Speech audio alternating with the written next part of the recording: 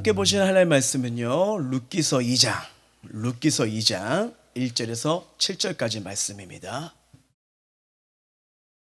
룻기서 2장 1절에서 7절, 제가 가진 성경책으로는요 구약 404면입니다.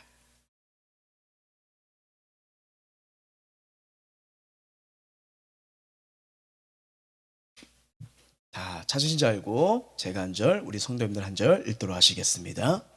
나오미의 남편 엘리멜렉의 친족으로 유력한 자가 있으니 그의 이름은 보아스더라.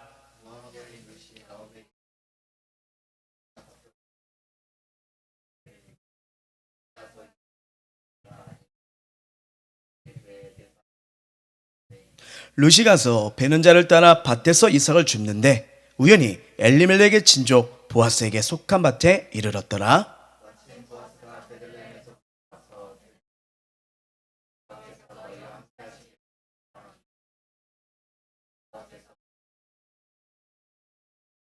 보아스가 베는 자들을 거느릴 사내에게 이르되 이는 누구의 소녀냐 하니,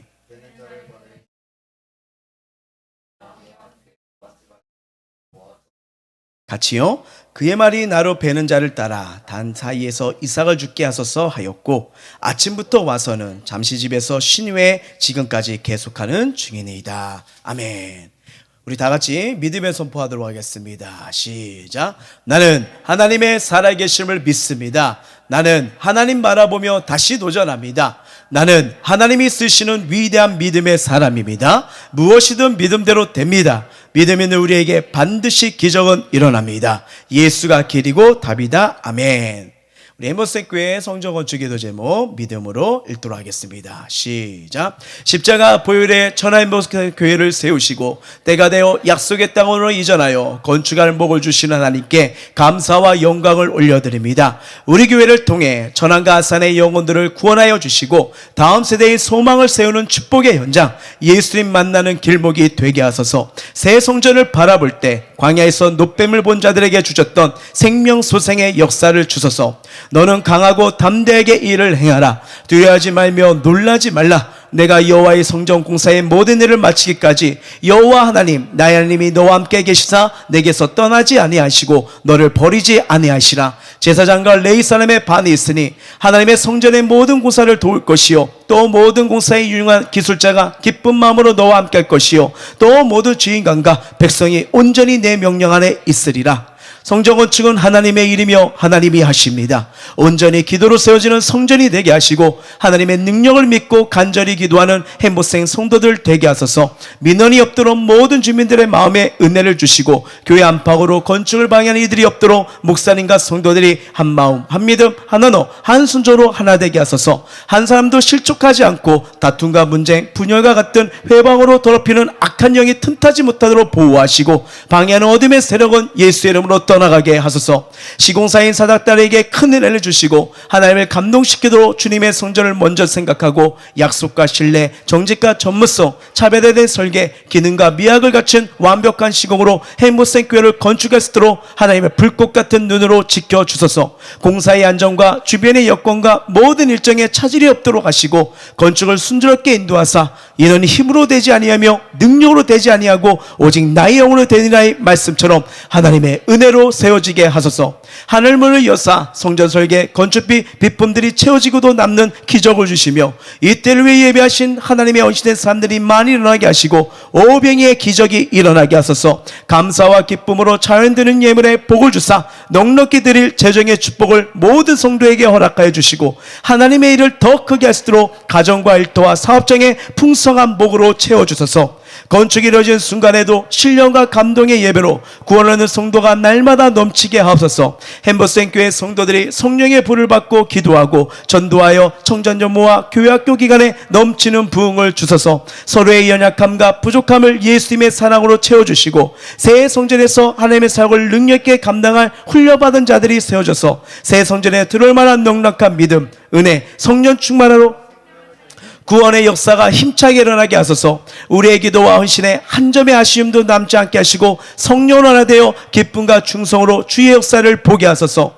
담임 목사님을 하나님의 오른팔로 붙들어 주셔서 한국교회와 나라 열방을 향한 비전에 쓰임받게 하시고 온전히 사역에 집중하도록 영권, 일권, 물권, 건강을 주시고 가정의 안정과 평안을 주시고 성도들에게도 동일한 은혜를 주사 말씀과 기도로 축복받는 인생이 되게 하소서. 모든 기도에 응답하여 주시고 영광 받으실 예수님의 이름으로 기도함나이다. 아멘. 자, 오늘도 주의 성전에 나오시고 또한 영상으로 예배드린 모든 자들에게 하나님 주시는 커다란 은혜가 임하길 주의 이름으로 축원합니다.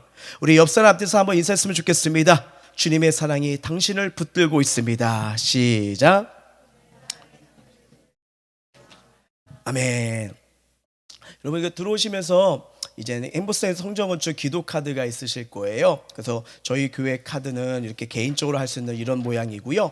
이거는 여러분 주변에 기도한 분들에게 꼭 기도 요청을 해주셨으면 정말 감사하겠습니다. 그래서 한 주 동안 몇백 개를 이렇게 나눠주면서 이렇게 하고 있는데 참 이게 기도가 또 많아지고 시작하니까 또 하나님께서 은혜를 주시는 거예요. 그래서 또 응답도 일어나고 하나씩 하고 있는데 야, 이게 기도가 하는 일이 정말 크구나, 이걸 깨닫게 됩니다. 그래서 여러분 그 주보에 2장씩 넣었을 뿐 아니라 또 이렇게 기도할 대상들이 있으면요 기도해달라고 그러면서 이 기도가 쌓이면요 하나님의 역사가 크게 일어날 줄 믿습니다. 그래서 여러분 정말 다른 거 아니에요. 중보기도 요청 부탁드리고요. 정말 함께 기도하는 분들 또 부모님들 함께하는 가족들 있으면 기도 먼저 해달라고. 근데 이 하나가 기도가 쌓이면서 일을 행하시는 그 하나님의 손길을 보게 되더라고요.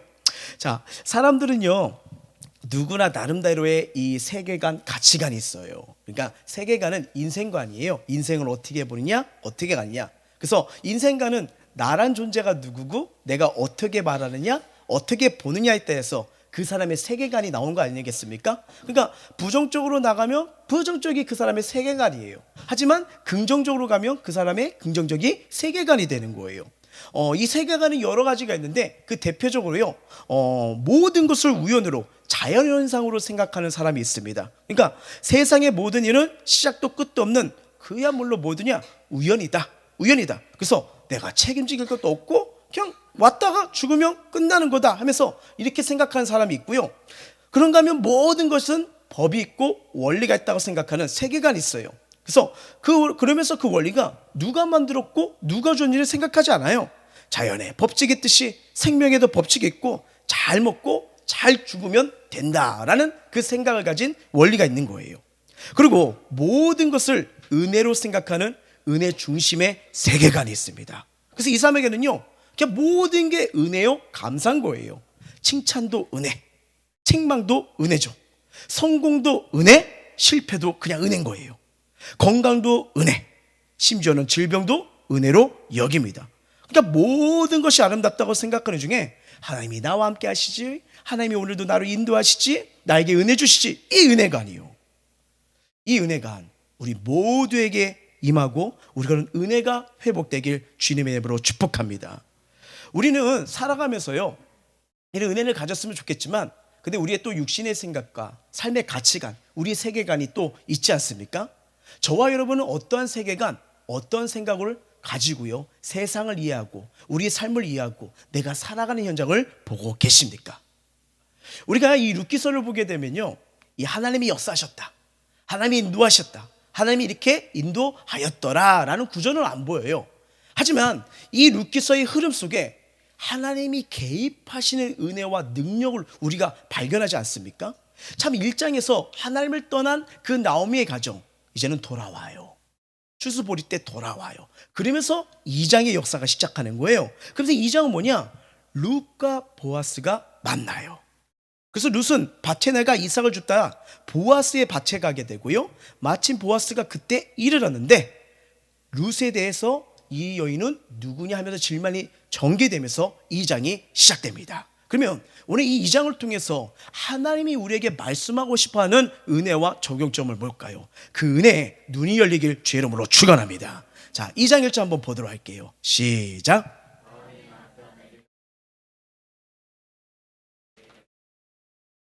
자, 이 말씀을 보니까요 여기 유력한 자, 유력한 재산 소유자 바로 뭐예요? 부호란을 말하는 거예요. 부호. 그 당시로서는 여러분 부호가 되면 땅과 밭을 가진 지주를 가리킵니다. 그러면서 여러분 이 보아스라는 사람 이름이 나오는데 알다시피 여러분 엘리멜렉은 뭐예요? 하나님은 나의 왕이시다. 그리고 나오미의 이름의 뜻은 뭐가 있다고 했죠? 기쁨이라고 했어요. 자, 그러면 보아스에게도 그 이름의 뜻이 있을까요? 없을까요? 있습니다. 자, 어떤 뜻이냐면 이 뜻이에요. 그에게 힘이 있다. 그에게 힘이 있다는 거예요. 하나님은요 지금 뭐예요? 나오미와 함께 룻을 위해 놀라운 준비를 하고 있다는 것을 2장 1절에 지금 보아스의 인물을 통해서 보아주는 거예요. 보아스는 한 유력한 사람이라는 것을 성경은 말해준 겁니다. 자, 그는 나오미 남편 엘리멜렉의 친족이에요. 한 사람이에요. 큰 부자였고요. 그리고 성경에 보니까 보통 신앙도 아닌 정말 믿음의 신앙을 가졌고 더불어 뭐가 있었냐? 인격도 너무나 좋았어요. 인격이 너무 좋다는 쓴 거예요. 알다시피 이 보아스가 나중에 이 약속의 땅 베들레헴으로 들어온 룻의 남편이 될 사람인 거예요. 참 그러면서요, 이 생각지 못한 만남, 생각지 못한 삶, 생각지 못한 현장에서 이 하나님이 심어놓은 은혜가 이렇게 많구나 하는 걸 우리가 발견하게 되는 거예요. 어떻게 보면 잘 보세요. 룻이란 여인의 삶의 모습이 어떻게 합니까? 이삭을 줍는 거예요. 하루하루 먹을 만한 거. 자기 밭 땅 주인이 아니에요. 그냥 배다가 떨어진 걸 주워서요 하루하루 끼니를 때우는 처절한 삶이에요. 하지만 그 현장에서 보아스란 사람을 만날 줄 누가 알았겠습니까? 누가 알았겠을까요? 알다시피 룻은요 베들레헴 곧 약속의 울타리에 들어와 이삭 주는 여인이 됩니다. 자, 2절 한번 이제 읽어볼게요. 시작. 모함 여인 롯이 나오미에게 이를 때 원하건대 내가 밭으로 가서 내가 누구에게 은혜를 입으면 그를 따라서 이삭을 죽겠나이다 하니 나오미가 그에게 이르되 내 따라 갈지어다 하매. 무슨 말이에요? 당장 오늘 먹을 것을 구할 것이란 것은 이삭 주는 현장밖에 없는 거예요. 남편이 어디 있습니까? 집안은 다 무너졌죠. 힘이 없죠. 그리고 여러분 이 시대 때는 여러분 사사시대잖아요.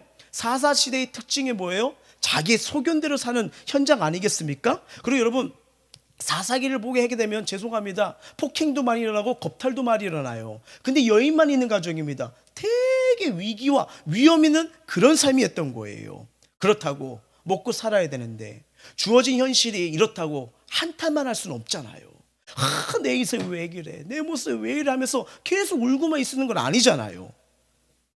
그래도 다행히게도요. 참 하나님은요. 말씀을 통해 가난한 자, 과부 이런 자들을 먹고 살 수 있는 길을 허락하신 거예요. 무슨 말이냐면 농부들이 수확을 할 때 이렇게 배다가 떨어진 거는요. 냅두라고 합니다. 절대 거두지 말라고 해요. 왜요? 가난한 사람, 과부, 고아들이 주워가서 먹고 있었거든요. 여러분 하나님의 말씀을 보면요 언제나 약자에게, 눈물 있는 자에게, 슬픔 있는 자에게, 고통에 있는 자들에게 하나님의 시선은 거기 머물고 있음을 믿으시길 바랍니다. 자, 레위기 말씀 한번 볼까요? 시작. 너희가 너희 땅에 곡식을 거둘 때 너는 밤 모퉁이까지 다 거두지 말고 내 떨어진 이삭도 줍지 말며 내 포도의 열매를 다 따지 말며 내 포도에 떨어진 열매도 줍지 말고 가난한 사람과 거류면을 위하여 버려두라. 나는 너희 하나님 여호와이니라. 자기 게 아니에요. 하나님 주신 선물이에요. 우리가 어떻게 보면 주어진 걸 나눠준다고 하지만 하나님이 나에게 주셨기 때문에 줄 수 있는 거 아니겠습니까? 그래서 하나님의 이 청지기 삶을 보면 내 것이 없는 거예요. 그냥 하나님의 것을 나눠준 것 뿐이에요. 그러면서 하나님께서 그들을 했는데 지금 그런 일이 벌어진 거예요. 그래서 룻이 이삭 죽기에 나갈 수가 있었던 겁니다. 이른 아침부터 저녁 늦은 시까지 열심히 한 톨 줍는 거예요. 사실 이삭 줍는 거는 여러분 하찮은 일이에요. 어떻게 보면 저는 거류인입니다. 저는 가난한 자이에요 하면서 드러내는 거 아니겠습니까? 세상말로 하면 어떻게 보면 자존심이 상하고 쪽팔릴 수 있는 일이 아닐까요? 우리 살다 보면 좀 자존심 상하고 쪽팔리는 일 얼마나 많겠습니까? 그 며칠 전에 눈이 왔잖아요. 그래가지고 눈 흠뻑길래 와 오늘 앞에 가서 산책 좀 해야겠다 하고 싹 나갔는데 여러분 그 오랜만에 신호등 사거리에서 넘어진 거예요. 뒤에 몇 분이 아이고 어떻게 해요? 일어났죠. 절대 안 쳐다보고 당당히 걸어갔죠. 아프지만 아프다가 표현할 수 없는 이 안타까움. 그 속으로 그랬어요. 하나님 넘어져도 구석에서 넘어져야죠. 왜 사거리에서 무너지고 다른 사람 아이고 어떡해 이 소리가 들리는데 참 어떻게 해요? 근데 여러분 이삭 줍는 현장이 어쩌면 그럴 수 있는 거예요. 아유, 저분들 가난하구나. 물론 이해할 수 있는 시선도 있을 수 있겠지만 그냥 뭘까? 얼마나 가난하면 땅도 없지 재산이 없으면 이렇게 할까라는 거예요. 그 현장이에요. 하찮으리예요. 그냥 농사에서 수확을 얻는 게 아니라 여기저기 흘린 걸 찾아가지고 하루 한 끼 때울 수 있는 그 양을 줍는 거예요. 그럼에도요, 룻은 열심히 줬습니다. 열심히 줘요. 아이고, 저 애기들 보세요. 열심히 창문 닦잖아요. 네, 열심히 하는 거예요. 열심히 하는 거예요. 네. 어떻게 보면 룻에게 이 이삭 줍는 현장은요, 먹고 사는 문제였어요. 처절한 삶의 현장입니다. 참 희한하죠. 베들레헴으로 돌아오지 않았다라면요, 믿음의 결단, 순종의 결단, 인도하심의 결단을 하지 않았다면 알다시피 어디예요? 모압이잖아요. 풍성한 땅이에요. 많은 사람들이 이주했던 땅이에요. 올 필요가 없었죠. 근데 하나님이 인도하시니까, 주신 마음이 있으니까, 부르심이 있으니까 결단을 하고 오니까요, 지불할 대가가 참 많은 것 같아요. 먼저는 육신적으로 외로움을 간수해야겠죠. 남편이 없어요. 더구나 타국에서 이방인으로 사는 거잖아요. 게다가 홀로 있는 게 아니라 늙은 홀어머니, 시어머니를 모시고 심지어는 가난까지 짊어지는 거예요. 어떻게 보면 다른 여인이라면 10번이라도 더 도망갔을지 몰라요. 어떻게 보면 동서지간이었던 오르바가 더 현명해 볼 수도 있어요. 어떻게 보면 바보 중에 이런 바보가 없어요. 왜 괜히 와서 고생합니까? 그런데 이 룻기서를 읽어보면 보면 느낄 수 있는 게, 룻은요, 내 신세가 왜 이래 하고 누구를 원망하거나 신세를 한탄하지 않아요. 오히려 그녀는요, 이 흐름을 보니까 누구보다 행복해 보입니다.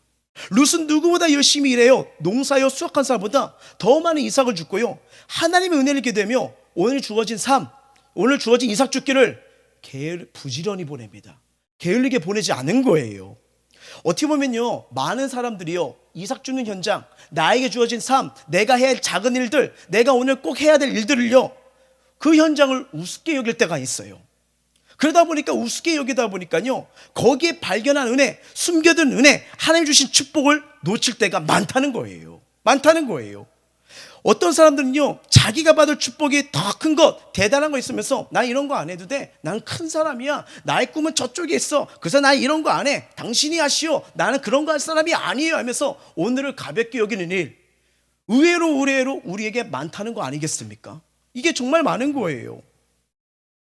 근데 하나님이 우리를 만들어 가실 때, 세워 가실 때는요, 작은 일, 오늘 살아가는 현장, 우리에게 가정, 우리의 일터, 절대로 그걸 가볍게 소르게 여기지 않으십니다. 왜요? 그곳에도 하나님이 심어놓은 축복이 있음을 믿으시길 바랍니다. 그러면서 세워가고 만들어 가시는 거예요. 그러면서 하나님께서 나를 그 현장을 이끌어 가시는 거예요. 그래서 내가 오늘 살아가는 현장, 부딪히는 일, 여러 관계, 이 모든 거를 가볍게 여기시면 안 됩니다.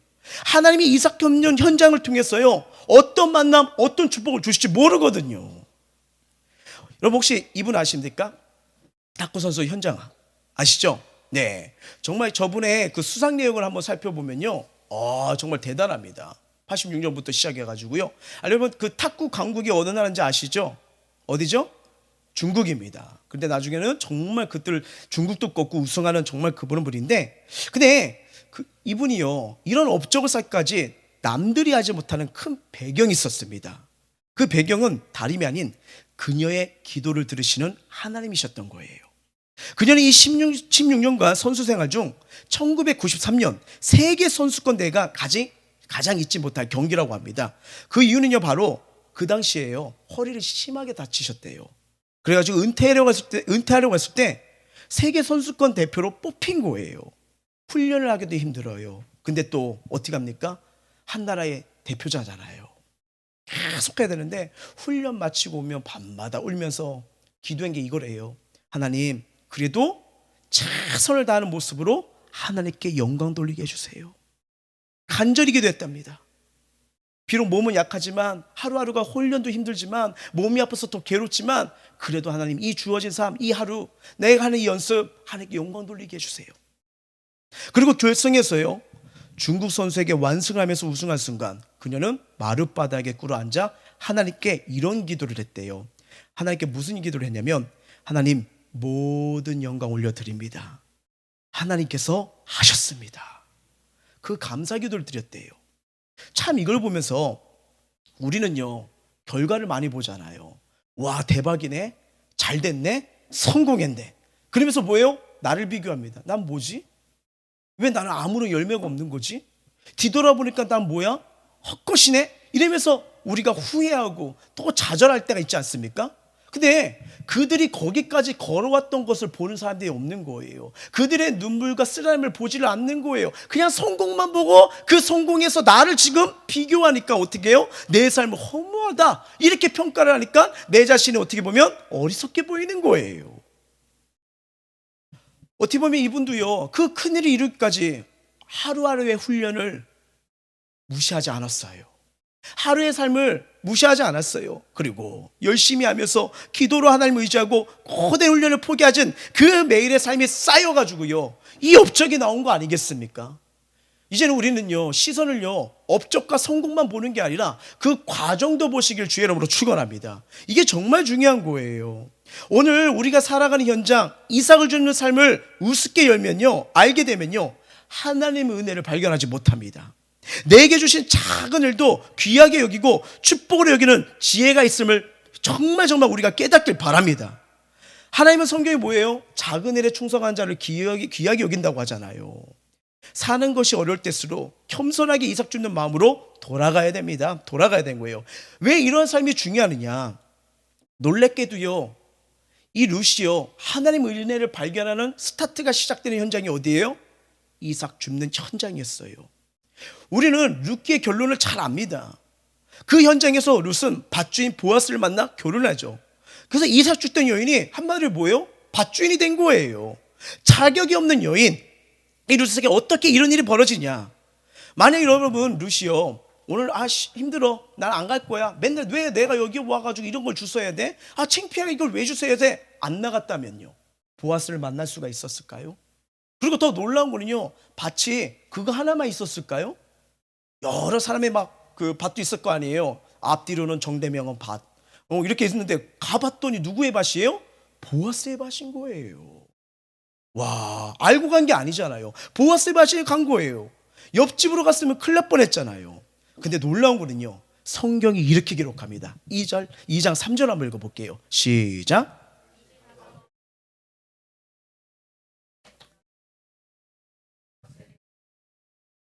자, 룻이요, 보아스를 만났었던 비결이 뭐라고 합니까? 우연이라고 합니다. 우연이요. 자, 사람들 생각에 이 우연이라는 말은요, 어쩌다 보니 우발적으로 운이 좋아서 그렇게 된 것이라고 생각합니다. 그래서 좋은 일이 생기면 나 운이 좋았어, 좋지 않았으면 운이 없었네, 그렇게 말해요. 근데 성경에서 말하는 우연이 바로 이런 걸까요? 아니요. 성경은요, 우연이 뭐냐? 섭리입니다. 하나님의 인도하시는 방법이요. 참새도 여러분 그냥 떨어지는 게 아니고 하나님의 계획에서 떨어진다고 분명히 말씀하시죠. 자, 잠언서 한번 말씀을 볼게요. 시작. 사람이 마음으로 자기 길을 계획할지라도 그의 검을 인도하시는 여호와시나. 여러분, 우리의 삶, 일터, 그리고 우리에게 주어진 일 열심히 하셔야 됩니다. 그러면서 여러분의 계획, 기도하시면서 계획 세우셔야 돼요. 단 하나님의 도우심을 구하십시오. 아무리 우리가 멋지게 계획을 하고 준비했을지라도 하나님이 도와주셔야 아니면 안 되더라고요. 하나님이 인도하시고 역사하신 걸 보여야 되잖아요. 여러분, 우리 인생을 보면서 깨닫는 게 뭡니까? 우리 한계를 경험하잖아요. 야, 이거면 될 거라고, 이거면 행복할 거라고 갔지만 오히려 그 행복의 조건을 따라갔지만 그것이 불행이 되고 아픔이 되고 좌절이 되는 거 우리가 살면서 경험하지 않습니까? 그러면서 깨닫는 게 뭐예요? 하나님이 역사해 주셔야 되는구나, 하나님이 도와주셔야 되는구나, 이걸 깨닫게 되는 거잖아요. 그러면서 걸어가는 거 아니겠습니까? 여기서 여러분, 이 본문에서 우연이라는 단어는요, 말 그대로의 우연의 의미가 아니에요. 잘 생각해 보세요. 하나님의 일에 우발적으로 이루어진다면요, 하나님은요 즉흥적으로 기분에 따라 일하시는 분이 아닙니다. 하나님은 창세전부터 계획하시고요, 언약하신 그분의 계획 이야기가 있어요. 시나리오가 있어요. 그래서 하나님을 정말 믿는 사람은요, 우연으로 보이는 모든 속에서 하나님의 섭리, 필연을 봅니다. 하나님이 계획하셨구나, 하나님이 준비하셨구나, 이거예요. 이 시선이 정말 중요한 겁니다. 룻과 보아스가 그랬어요. 이 둘의 만남은요, 눈에 보이는 것만 보면 어쩌다 가니까 보아스 밭이었겠지. 그러다 어떻게 만나겠지. 어떻게 보면 루시 걷고 루시 가는 것 같았지만요, 지금 뭐예요? 그 걸음을 하나님의 은혜가 인도하고 있는 거예요.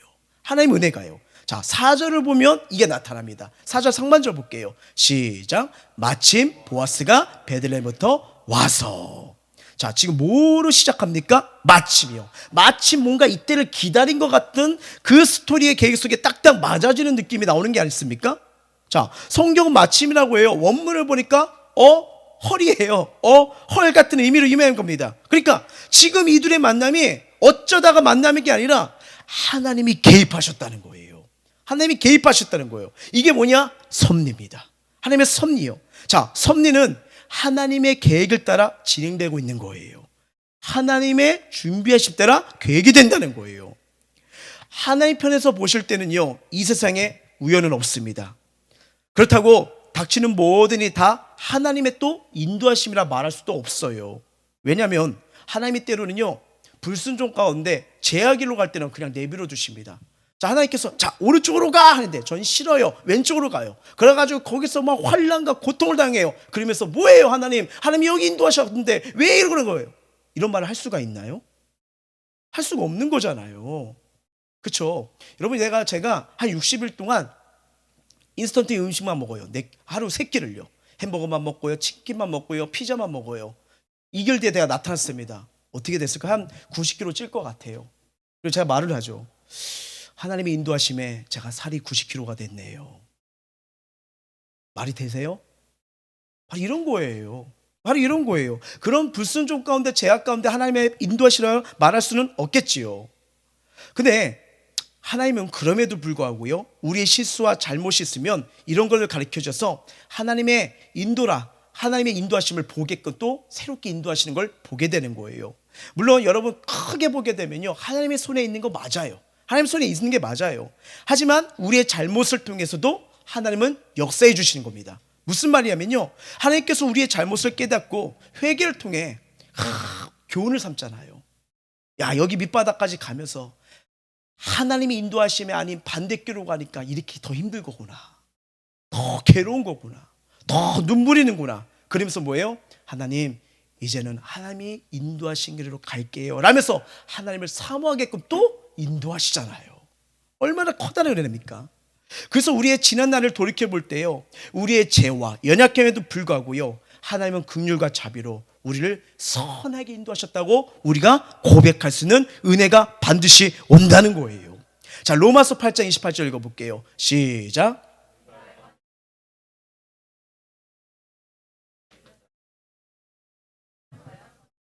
아멘. 하나님은 선하신 분이십니다. 이 믿음만 있으면요, 어떤 상황이든 건들 수 있고요, 이겨낼 수는 힘이 임하는 거예요.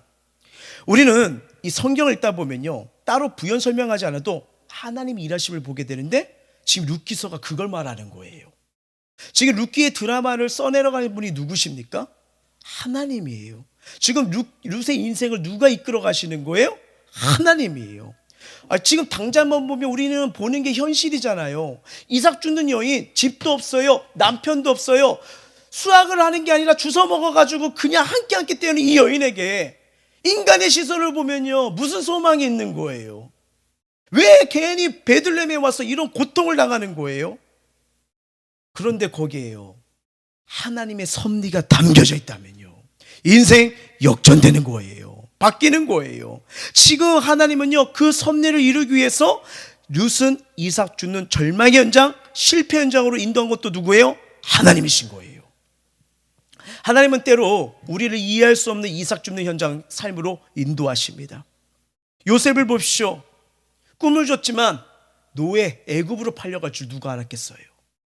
모세, 왕자잖아요. 미디안 강에 던져놓게 하십니다. 다윗을요, 사울이란 사람의 현장에 던져놓으세요. 핍박을 받잖아요.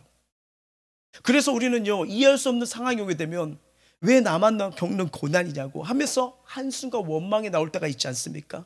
어떻게 보면 남들을 보면요, 뭔가 잘 풀리는 것 같아요. 그들은 행복한 것 같아요. 그들은 평안한 것 같아요. 이 산 넘으면 뭔가 고난이 해결될 줄 알지만 또 다른 산이 넘는 이런 모습 됐을 때 하늘을 바라보면서 한숨이 나오는 그런 삶, 있지 않으셨습니까? 어떻게 보면 남아 외로이 고통의 현장에 서 계셔서 계속 괴로움만 같아요. 어쩔 땐 너무 답답하니까 길이 보이지 않아요. 모든 걸 다 포기하고 싶정이 한두 번이 아닙니다. 그래서 내 인생을 보면 뒤처진 것 같고 실패한 것 같은 그런 삶이요.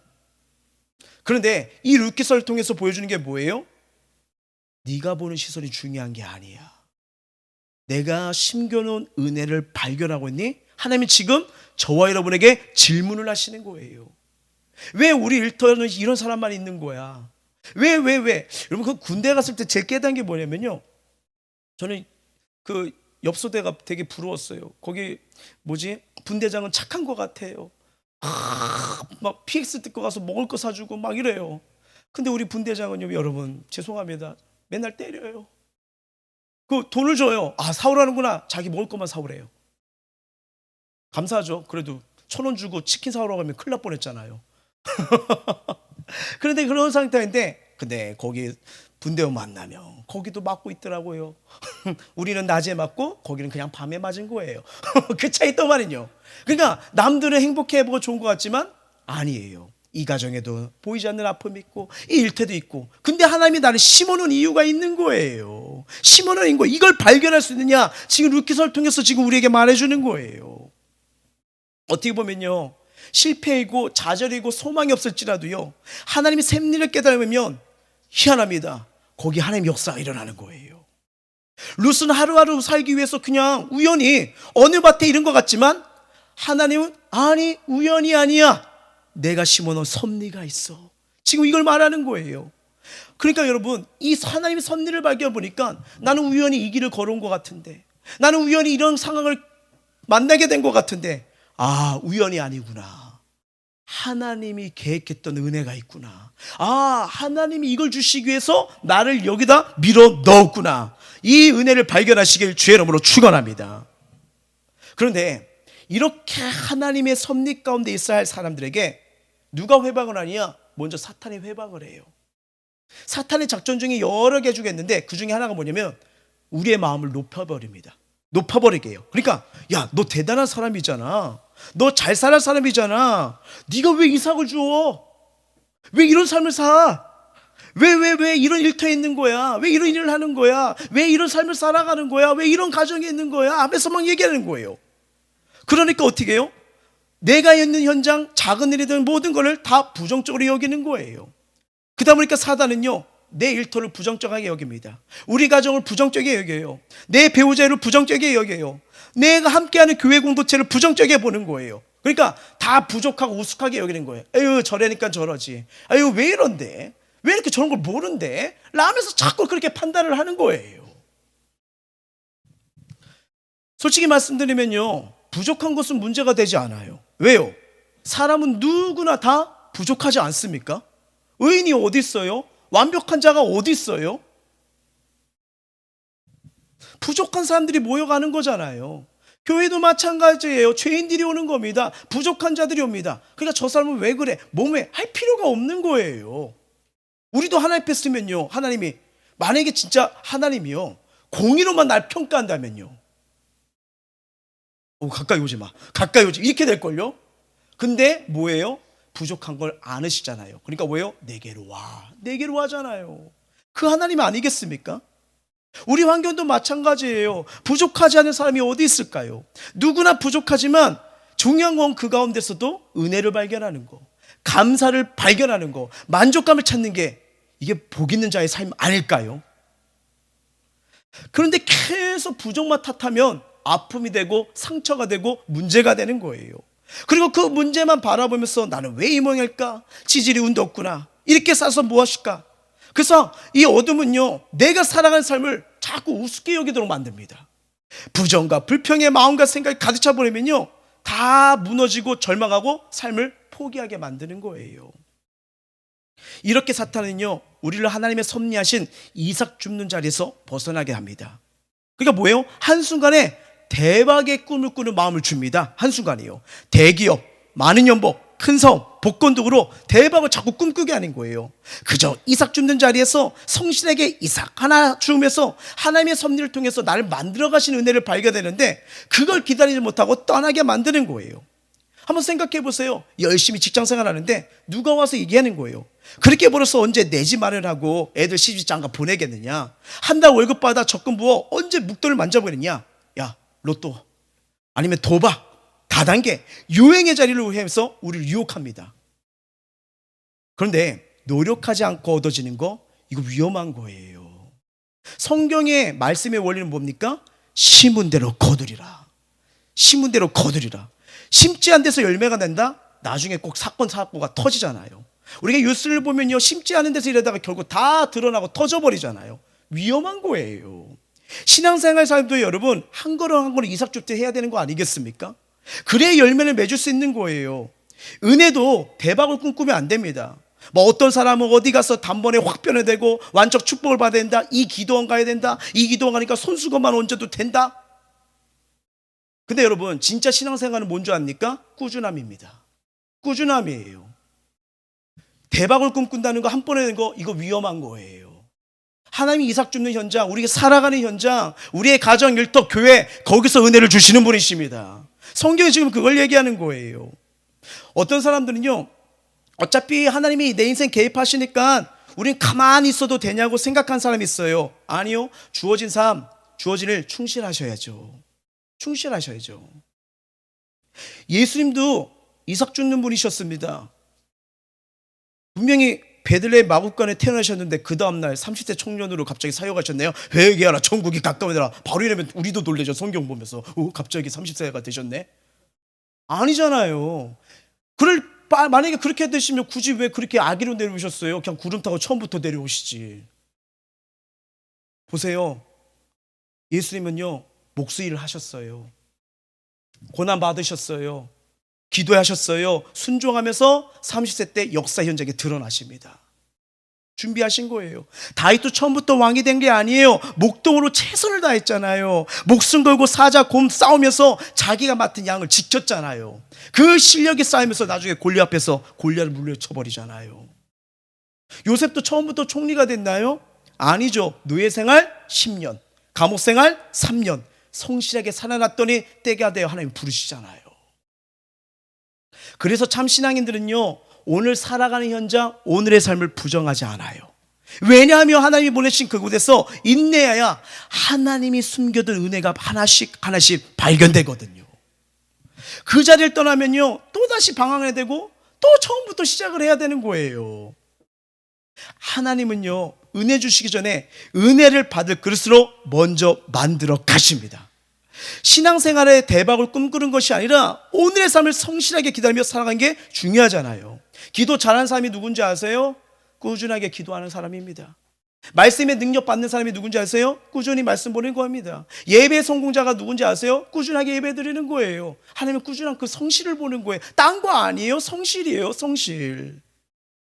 우리가 드리는, 그래서 여러분, 예배, 양육훈련, 기도생활, 전도생활, 이것이 쌓이면서 열매가 맺히고 터지고 기적이 일어나는 거 아니겠습니까? 일상에서 일어나는 사건들 무심히 흘려보내지 마십시오. 그곳에 숨겨둔 하나님의 은혜, 이 영적인 눈이 열리도록 기도하시길 주의 이름으로 축원합니다. 그러면요, 가정의 아픔도, 직장의 고통도, 삶에 부딪히는 현장도요, 그걸 보면, 문제만 보면 힘들지만요, 그래도 하나님이 날 보내신 이유가 있어. 이런 자들 만나게 하신 이유 있어. 이걸 발견한 자들은요, 삶이 달라지는 거예요. 삶이 달라지는 거예요. 지금 하나님의 손길 안에, 쥐 안에 룻이 움직이고 있어요. 하나님이 움직이도록 하는 거예요. 자, 5절 6절 한번 읽어볼게요. 시작.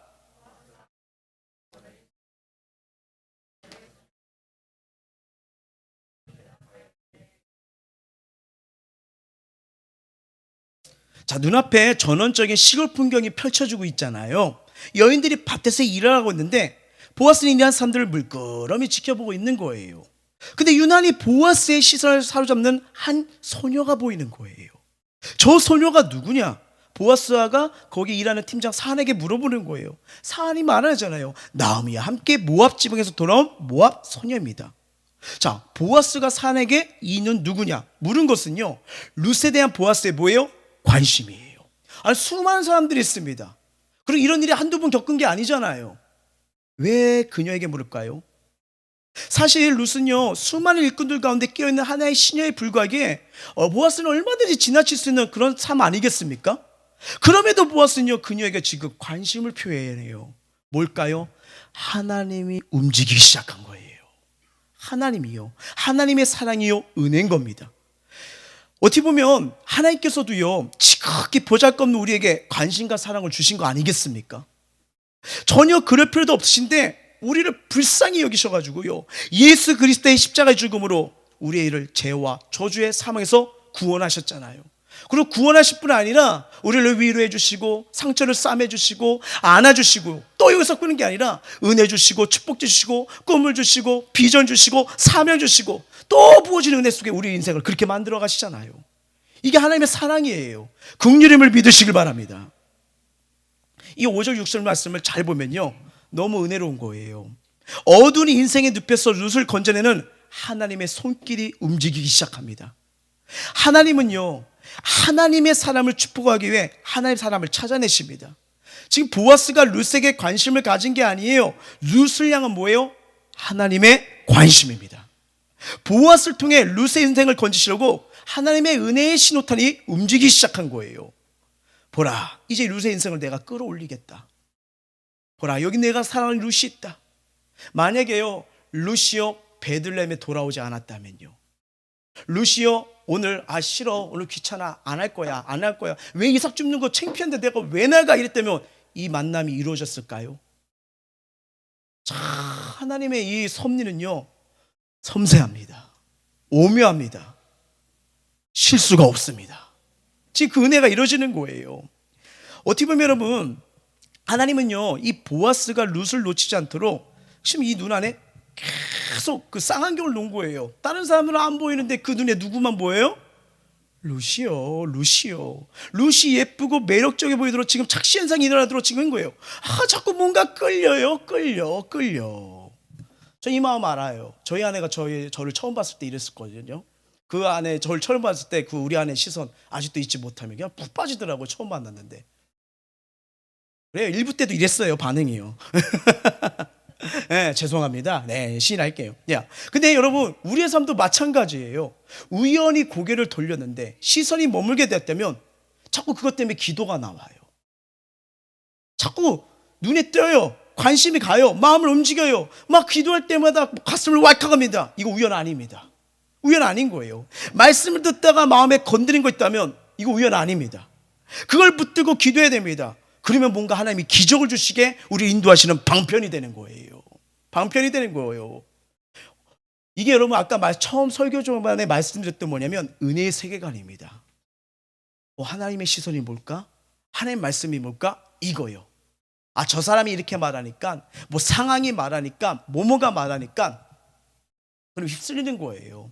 참, 이 코로나 오미크론 때문에 10만 명을 놓고 막 이러니까 두렵기도 하고 우울하기도 하고, 정말 이 백신을 이제 3차뿐 아니라 4차를 준비하고 막 여러 가지 상황이 이러니까 얼마나 많이 답답하시겠어요. 얼마나 그러시겠어요. 근데 그 상황만 보면요 계속 불안해질 겁니다. 계속 두려워질 거예요. 근데 똑같은 상황인데 누군가에게는 기회가 될 거예요.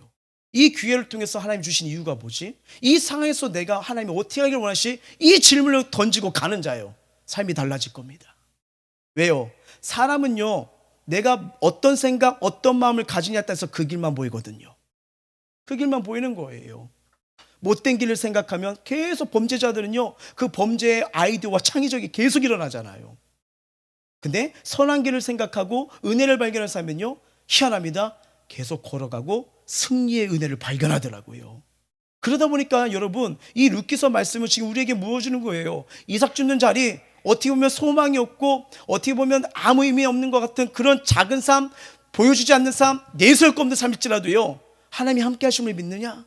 거기에 하나님의 계획이 있는 걸 믿느냐? 널 향한 하나님의 축복이 있는 걸 믿느냐? 이걸 깨달은 삶은요 그 하루가 쌓이면서 기적이 일어나는 거예요. 기적은 여러분 하루아침에 이게 되는 게 아니에요. 쌓인 만큼 열매가 맺는 거예요. 바로 그걸 발견하는 거예요. 솔직히 인간적으로 보게 되면요 보아스는 엄청난 재력가의 인격도 출중해요. 많은 여인들이 따라다닐지도 몰라요, 결혼하기 위해서. 하지만 룻은 아무것도 없잖아요. 초라하잖아요. 심지어는 그의 출신이 뭐래요? 하나님의 청에 들어오지 못하는 저주받은 모압이잖아요. 그 모압의 과부 여인이잖아요. 그러니까 보아스의 짝으로 맞아도 너무 안 맞아요. 안 맞아요. 우리 아침 드라마 보면요, 어떤 여인이 이렇게 대기업에 들어가요. 참 하죠. 근데 거기 대표 이사가 나오는데, 일단 첫째, 아직 결혼들을 안 했어요. 둘째, 다 180 이상이에요. 셋째, 얼굴이 장난이 아닙니다. 넷째, 성격도 좋아요. 그리고 데이트 코스 꼭 떡볶이집이나 이런 데 가가지고 맞다가 마음이 열려요. 그쵸? 이거 보면 말이 안 되잖아요. 근데 그 작가의 출발점 시나리오가 뭐였을까? 어쩌면 작가들이 이 루키서를 보고 썼을지도 몰라요. 지금 그런 일들이 벌어지는 거예요. 말도 안 되는 일이에요. 하나님의 시선으로요, 하나님의 사랑받는 자녀들, 하나님의 인도하심 보면요, 이거 뭐예요? 인생 최고로 바뀐다는 거예요. 멋지게 하나님은 여러분 우리를 저주밖에 망하게 이끌기 원하신 분이 아닙니다. 우리가 이게 자녀를 놓고 되면요, 자녀가 잘 되었으면 좋겠다, 더 멋진 인생 살았으면 좋겠다, 부모님 힘들어도 자녀만은 성공했으면 좋겠다, 이 마음 아니겠습니까? 하나님도 저와 여러분을 향한 그 마음인 거예요. 그럼 내 인생 왜 그래? 잘 생각해 보세요. 내가 결정한 생각 아니에요? 하나님의 시선보다는 그냥 사람의 시선으로 내 기준으로 걸어왔기 때문에 지금 그렇게 된 거 아니겠습니까? 한번 잘 생각해 보시길 바랍니다. 물론 또 크게 논란에 빠지면 안 되죠. 도대체 성공의 기준이 뭡니까? 사람들이 원하는 것대로 돼야지 성공의 기준이에요? 참 희한한 거는 여러분, 필리핀이 우리나라보다 어렵잖아요. 근데 행복 지수가 우리보다 월등히 높습니다. 행복은 여러분, 보이는 거, 성공 조건이 아니더만요. 내 마음가짐이더군요. 내 마음이에요. 이게 정말 중요한 거예요. 우리 때 유명한 말이 있었습니다. 행복은 성적순이 아니잖아요. 그 드라마를 보면요, 2등, 3등이 자살을 해요. 저와 같은 친구들은 뒷부분에 있거든요. 왜? 우리는 50 몇 등에 있다가 47등에도 행복해요. 3명 제쳤어. 근데 이 앞에 있는 분들은 이런 거구나. 도대체 어디까지 올라가야 행복할까요? 근데 그게 아니잖아요. 여러분, 이거 중요합니다. 뭐냐면요, 이 세상에서 살다가 끝날 사람들의 가치관은 세상 사람들보다 경쟁력 있고 더 많이 벌어야 되고 이렇게 생각할 수 있어요. 하지만 세상은 영원하지 않잖아요. 세상 잠깐 살다가 천국에서 영원한 삶을 고대하고 갈 사람은요, 이런 가치관에 빠지면 안 돼요. 그러니까 어떻게 해요? 좌절하고 실망하는 거예요. 저 친구는 잘 나가는데, 저 가정은 괜찮은데, 저 가정은 행복해 보이는데, 근데 난 뭐야? 왜요? 기준이 거기 있는 거예요. 우리 청년들은요, 하나님의 섭리적 관점은 배우자를 찾는 청년들에게 정말 정말 중요한 겁니다. 세상은요, 비슷한 사람끼리 만나야 행복할 수 있다고 얘기하잖아요. 일면 맞는 말이기도 해요. 비슷한 학벌에 어느 정도는 뒷바라지 수 있는 집안에 연봉도 어느 정도 있어야 살아야 되고, 또 세상 기준은 뭡니까? 외모도 어느 정도 있어야 되고, 바람직한 몸을 가져야 성공한다 말하잖아요. 하지만 그건 비슷한 건 아니에요. 진짜 비슷한 건 뭐냐면 삶의 방향이죠. 어떤 생각을 가지고 있느냐, 그리고 하나님 주신 비전과 삶을 가지고 있느냐, 이게 여러분 섭리적 배우자를 갖는 데 중요한 가치입니다. 기준이 되는 거, 이걸 찾으셔야 돼요. 자, 그러면 오늘 우리가 이 말씀을 통해서요, 중요한 질문을 던져봐야 돼요. 무엇이 우리를 성공한 사람으로 만들까요? 그것이 노후 걱정이 없이 살 수 있게 벌어놓은 재산일까요? 사회적으로 출세했다는 달콤한 소리를 듣는 걸까요? 주율도 없이 정신없이 쌓아가는 스펙이 성공하는 걸까요? 가끔 우리는 세상과 나를 비교하기도 하고, 심지어는 교회 안에서 나를 비교할 때도 있습니다. 똑같이 교회에서 헌신하는데 저 성도님 비해 왜 우리 집은 돈이 없지? 나는 왜 힘들지? 배운 것도 아는 것도 없이 난 부끄럽다. 똑같이 충성했는데 누구는 안아주고 왜 나는 안 알아주느냐? 나는 기도하는데 내 인생이나 우리 삶은 잘 안 돼서 별 볼이 없다. 이런 생각 하지 않으십니까? 아니면 남보다 좋은 직장을 가지 못해서 부끄러우십니까? 그러면 좋은 직장의 조건은 도대체 뭘까요? 죄송하지만 이런 것들이 우리를 성공한다는 기준은 아니에요. 루키서를 통해서 보는 게 뭡니까? 하나님 은혜를 알고 있니? 하나님의 은혜를 밟고 있니? 이게 성공의 기준이에요. 이게 하늘의 기준입니다. 이걸 깨닫으시길 주의 이름으로 축원합니다. 이걸 깨닫지 못하니까요, 세상의 기준에 빗대어 보니까 매요, 원망하고 불평하고, 교회 생활들 하면 뭐해? 예배 드리면 뭐해? 기도하면 뭐해? 아무것도 아니잖아. 우리 그리스도인들은요, 일상을 비상할 수 있어야 되고요, 평범을 비범하게 볼 수 있는 은혜의 눈이 열려야 됩니다. 이게 열려야 돼요. 왜냐하면 그 안에 하나님의 섭리, 나를 이끄시고 보살피는 그 은혜 발견하면요, 딱 하나예요. 하나님이 내 인생 책임지십니다. 책임지시는 이 은혜를 발견하셔야 돼요. 사도 바울 보십시오. 감사를 말할 때 어디서 제일 이 감사 고백이 나왔습니까? 감옥이에요. 감옥이요. 조금만 잘했으면 더 지혜롭게 세상 눈치 보며 전도했고, 타협하면서 복음 전했으면요, 감옥 들어갈 필요가 없었어요. 근데 가봤더니 매를 맞고도 하나님께 찬송합니다. 그다가 나중에 뭐예요? 감옥 문이 열리고 놀란 기적이 일어나는데, 간수에게 놀래가지고 자결을 하는 순간, 하지 마라, 주 예수를 믿어라. 간수장뿐 아니라 간수장 가정까지도 구원을 받게 됩니다. 하나님이 이런 은혜를 숨겨놓을지 누가 알았겠습니까? 때론요, 난 놓쳤다, 나는 끝났다, 안달복달했지만 나중에 보면 하나님은 기가 막힌 방식으로 이 일을 해결할 때가 얼마나 많은지 모릅니다. 그러므로 우리 인생이 실패한 것 같더라도 아직 끝나지 않았음을 꼭 기억하시길 바랍니다. 왜요? 하나님은요, 더 좋은 은혜, 더 좋은 계획을 계획하시는 분이십니다. 중요한 게 있어요. 하나님의 타이밍이에요. 이걸 찾으셔야 됩니다. 하나님의 타이밍이요. 우리는 이걸 믿어야 됩니다. 하나님은 하나님의 역사를 가장 정확하게 이루어 가시는 분이에요. 우리가 보기에는 아닌 것 같지만 하나님은 완벽한 계획을 가지고 완벽한 타임을 따라 우리를 이끌어 가시는 분이십니다. 하나님 뜻에 따른 하나님의 섭리는요, 결국 하나님이 하시고요, 하나님의 선하심과 감사와 찬양으로 영광으로 인생을 결론맞게 맞아요. 인생 여정이 힘이 들면 들수록요, 하나님 바라보지 않는 우리에게 하나님은 좀 더 기다려 하면서 나의 조급함과 어리석음을 깨트려 갑니다. 깨트려 가세요. 그리고 이런 고백을 하시죠. 하나님, 제가 왜 이런 하나님의 뜻을 알지 못했을까요? 제가 어리석었을까요? 우리가 불순종으로 갔을 때, 하나님의 뜻과 반대로 갔을 때 그 피눈물 흘리면서 하는 고백이 뭐예요? 이제는 하나님밖에 없네요. 하나님밖에 없네요. 최근 참 신방을 하면서 상담을 하면서 많은 고백을 들었는데, 제일 많이 듣던 고백이, 목사님, 이제는 하나님이 저를 이렇게 만들어 가시는 것 같아요. 하나님밖에 없다는 거예요. 여기서도 아파보고 저기서부터 안 돼보고 이러니까 깨닫는 거 뭐냐면, 이제 하나님밖에 없어서 하나님만 붙들려고요. 거기서부터 시작이에요. 거기서부터 일을 행하신 하나님을 발견하는 거예요. 하나님보다 문제가 더 크게 보여 막막한 상황에 있든 인생이 의미 없이 느껴지는 상태에 있을 때, 저와 여러분 이 말씀 붙드시길 바랍니다. 자, 시편 말씀이에요. 읽어볼게요. 시작. 내가 산자들 땅에서 여호와의 선하심을 보게 될 줄 확실히 믿었도다. 너는 여호와를 기다릴지어다. 강하고 담대하며 여호와를 기다릴지어다. 아멘. 뭐예요? 끝까지 인도하시는 선하신 하나님 바라보라는 거예요. 우리의 삶 드러내려고 애쓰지 않아도 됩니다. 그냥 있는 곳에서 하나님 바라보고 하려고 있으면요, 하나님이 날 주목하세요. 루시오 여러분, 지금 특별해서 뭔가 엄청난 일을 해서 그런 게 아니에요. 소리 없이 이름 없이 남들이 피하고 싶어하는 그 현장에서 이삭 주어요. 그냥 하루하루 끼니를 때우는 그 현장인데 지금 누가 주목하세요? 하나님이요. 그리고 그 현장에서 그 모습 살아가니까 어느 순간 보아스를 만나는 은혜를 주시잖아요. 여러분, 보아스 기업 물을 자입니다. 예수 그리스도를 상징하는 거예요. 가정 무너졌어요. 완전히 끝났어요. 그 가정을 세울 자입니다. 이게 하나님 은혜예요. 저와 여러분, 뭔가 대박을 꿈꾼다는 거, 여러분 대박도 그거 뭐예요? 실력 아니겠습니까? 그럼 실력을 쌓으셔야죠. 딴 거 아니에요. 기도하세요.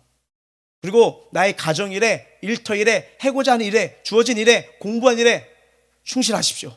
그리고 기도하세요. 은혜 달라고요. 그렇게 걸어가는 거예요. 그러다가 오늘 하루가 쌓이다가 하나님 타이밍 때 역사가 일어나는 거예요. 중간에 포기하지 마세요. 떠나지 마세요. 어느 하나의 타이밍이 내일 모레인데 오늘까지 이렇게 했다가 뭐야 이삭 주어도 아무것도 안 되네 하고 떠나버리면요, 보아스의 은혜 못 만나잖아요.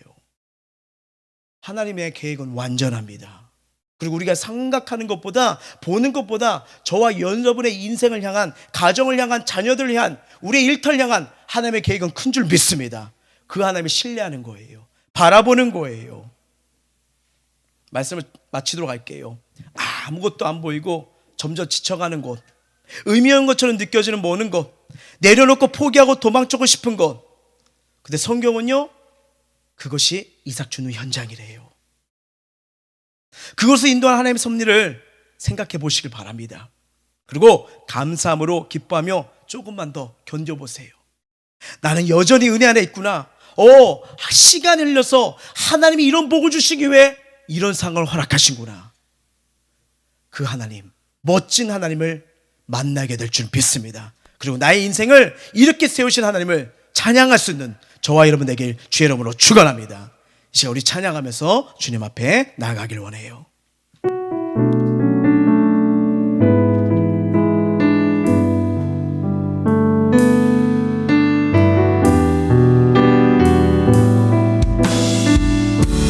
주 사랑이 나를 숨쉬게, 주 사랑이 나를 숨쉬게, 세상 그 어떤 어려움 속에도, 세상의 어떤 어려움 속에도 주 은혜로 나를 돌보시며, 주 은혜로 나를 돌보시며, 세상 끝날까지 지켜주시네.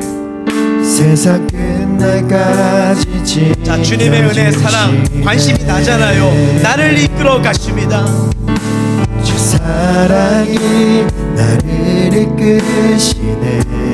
내가 갈 수 없는 그곳으로, 내가 갈 수 없는 그곳으로 주의 사람 나를 붙드시며, 주의 사랑 나를 붙드시며, 세상 끝날까지 인도하시네. 세상 끝날까지 인도하시네. 자, 주님만이 내 아픔 아십니다. 주님만이 내 아픔 아시며, 주님만이 내 맘 어루어 만지시는 분이시에요. 주님만이 내 맘 어루만지네. 어느 누구도 날 향한 주님의 사랑을 끊지 못합니다. 어느 누구도 나를 향하신 주님의 사랑을 끊을 수 없네. 주님만이 내 능력이시며, 주님만이 내 능력이시며, 주님만이 나의 구원이시네. 주님만이 나의 구원이시네. 어느 누구도 나를 향하신 주님의 사랑을 끊을 수 없네. 주님의 사랑을 끊을 수 없네. 이제 우리 기도하길 원하는데요, 어떻게 보면 인간의 시선으로 우연히 갔던 이삭 줍는 현장, 계속 거기서 그냥 이삭을 주어요. 소망이 없어요. 절망이 없어요. 그냥 먹고 살기 위해서 한 끼 한 끼 먹고 버티기 위해서 줍는 현장이었는데, 근데 그곳은 베들레헴이었어요. 아무 의미 없는 것 같았지만 하나님은 그 룻을 보아하셨고 주목하셨고요, 마침이란 단어처럼 이때를 위해 보아스를 만나게 하십니다. 여기서부터 인생이 역전이 일어나요. 여러분, 역전, 아까 말씀드린 것처럼 결과만 보지 마세요. 그 과정이 어땠는지 하나님이 과정을 보십니다. 그러다 보니까 뭐예요? 하나님이 지켜보시다가 하나님 믿을만 하니까 이때 축복을 줄 만한 그릇이 되니까 하나님이 보아스를 만나겠죠처럼 우리에게 주실 은혜를 하나님이 준비하신 거예요. 하나님이 나를 주목하시면 인생 바뀝니다. 하나님이 나를 주목하시면요, 기적이 일어납니다. 내 모습이 보잘것없다고요? 뒤처진 것 같다고요? 의미 없는 것 같다고요? 사람들은 나 몰라줄 수 있어요. 그럼요, 이름 없이 얼마든지 살아갈 수 있어요. 근데요, 하나님이 나 주목하시잖아요. 하나님이 반드시 나 찾아내십니다. 그리고 찾아낸 그 사람 통해서 놀라운 일을 행하십니다. 모세 보세요. 왕자였지만 40년 동안 광야에서 꼭꼭 숨었고 이름도 잊혀갔지만 하나님이 그를 주목하시고요, 결정적인 순간에 호렙산 떨기 넘에서 모세를 찾아내십니다. 요새 또한 감옥에 갇혀 있었잖아요. 술간원장 잊어버렸잖아요. 그런데 바로의 꿈 때가 되니까 애굽 앞에 총리로 세워버리잖아요. 이해되지 않는 절망의 순간에도 하나님은 여전히 나와 함께 하시고 나를 보고 계시구나. 고난의 시간이어도 버티고 보니 사방이 하나님의 은혜였던 거예요. 비록 지금 내 모습이 초라한 이삭 줍는 현장일지라도 하나님이 여전히 나를 붙들고 있음을 믿으시길 바랍니다. 내가 살아가는 현장, 삶의 현장은요, 외로이 나만 있지 않는 거예요. 여전히 하나님이 나와 함께 하시고 나를 돌보고 계십니다. 그 은혜가 임하도록 기도합시다. 하나님, 나와 함께 하신 하나님 보게 해주세요. 그 이삭 줍는 현장이 학교일 수도 있고 일터일 수도 있고 가정일 수도 있고 말 못하는 현장일지라도요, 분명하고선 여전히 하나님이 나를 붙들고 계십니다. 그리고 나를 만들어가 계십니다. 날 향한 계획이 있습니다. 소망이 있습니다. 하나님의 큰 그림이 있습니다. 이 은혜를 발견하는 눈을 허락해 주시고 이 은혜에 감사하는 인생이 되게 해주시고 나를 통해 하나님의 영광이 나타나게 하여 주시옵소서. 우리 마음을 토하고 입술 열어 간절히 기도하시겠습니다. 하나님, 하나님의 은혜가 나와 함께